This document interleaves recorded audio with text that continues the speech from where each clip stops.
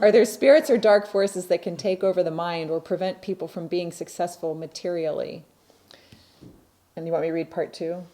Yeah. Slightly different. I'm also in a difficult situation with my wife and child. No, I'm going to answer the first one. Okay.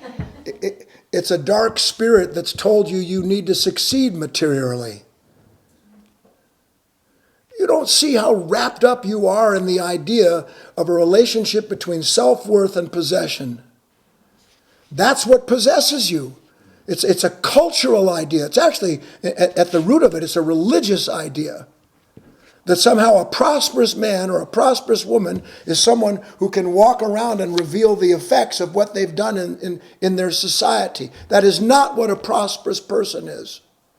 A prosperous person is the individual who can use the energy efficiently of the parts of them that are trying to direct them to become something in the future at the cost of seeing what they're possessed by in that same moment. You're caught in a cultural trap. Everybody is. But some cultures have deeper traps relative to the idea of wealth, success, and family than others.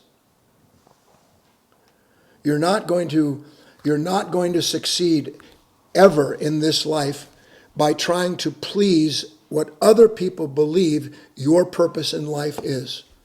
You will never succeed. You will never know peace as long as who and what you are, in any way at all, the actions you take are predicated on what you believe you're supposed to be in the eyes of other people. And this is the whole world that's like that. Every last person in this room and watching, you have no idea how much, that's what I meant by infected by the world when I spoke of it. I think it was that Sunday? Yeah. Wednesday, whatever it was.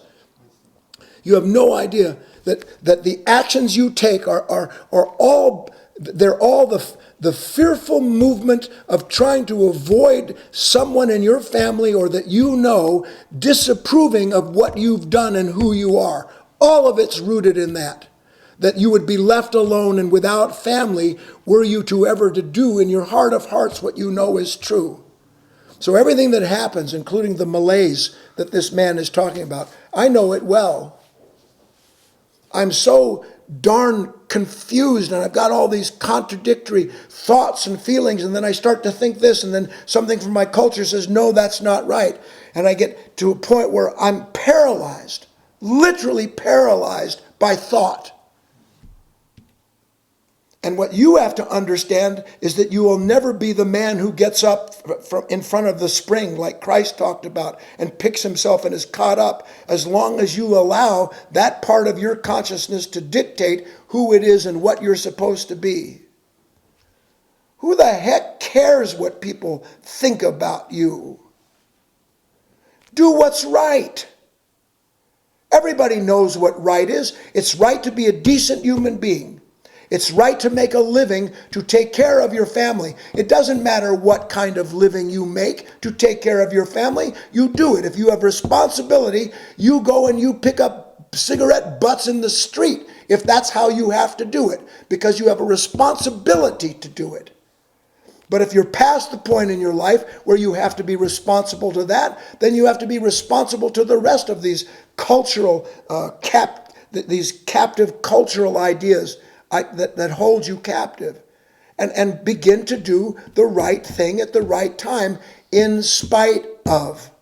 So for this man, write those 3 words down. In spite of. I'm going to do what's right in spite of. I'm going to let people think of me what they do in spite of. I'm going to go get done what I have to get done in spite of. And then I promise you, and you can't know this yet, that which allows you to recognize where it is that you've missed the mark the way you have, that light, that gradual illumination of where it is that you've fallen down, it wouldn't show you where you've fallen down if it didn't intend you to lead you past that. It's built into it. No man or woman is ever shown anything, any failing in themselves that isn't built into a success if they'll agree to meet it and move past whatever that is in spite of.